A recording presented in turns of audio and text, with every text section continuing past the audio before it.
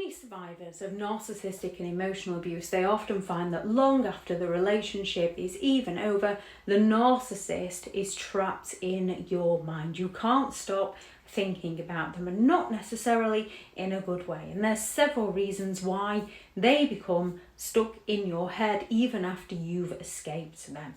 Narcissists use a ton of manipulative tactics.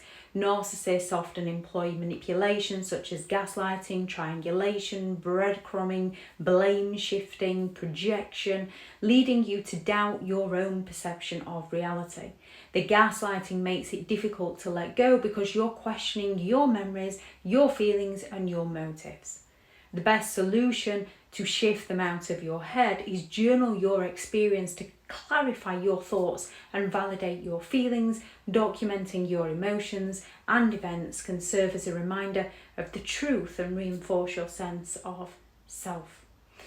Lack of closure. A narcissist is not going to give you any form of closure. They're just going to gaslight you all the more to try and get away with their behaviour.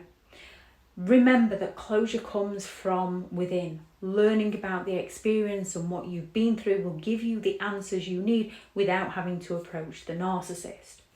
Idolization and devaluation. At first, a narcissist will go all out to charm you, to flatter you, to spend excessive amounts of time with you, to be seemingly supportive of you, creating a deep emotional attachment. Only later down the line, once they've got what they wanted from you or they believe you're no longer serving them, they begin to devalue you. And as you trust in their word, you take on board their criticisms of you. And this isn't constructive feedback, this is criticism to devalue you, to make you feel confused and make you feel like you're not enough, keeping you stuck in the past. The best way to handle this is reflect on the narcissist's true nature, their patterns of behaviour. Focus on the negative aspects of the relationship and remind yourself that the good points are all manipulative tactics. Create a list of the narcissist's harmful behaviours to remind yourself of why you got out and why you need to stay out. Unresolved trauma.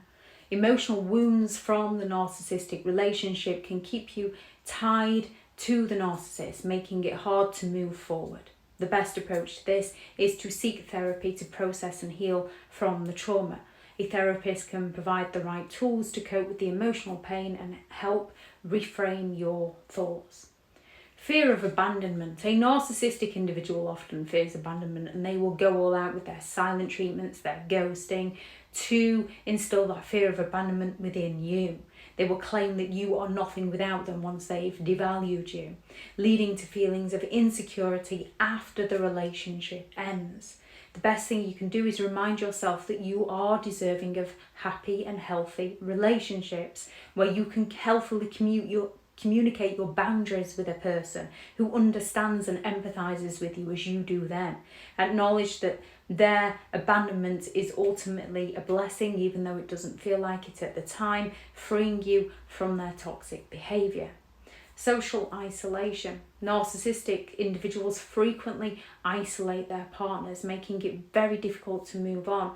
After leaving, you may feel cut off from friends, family, finances, and support networks.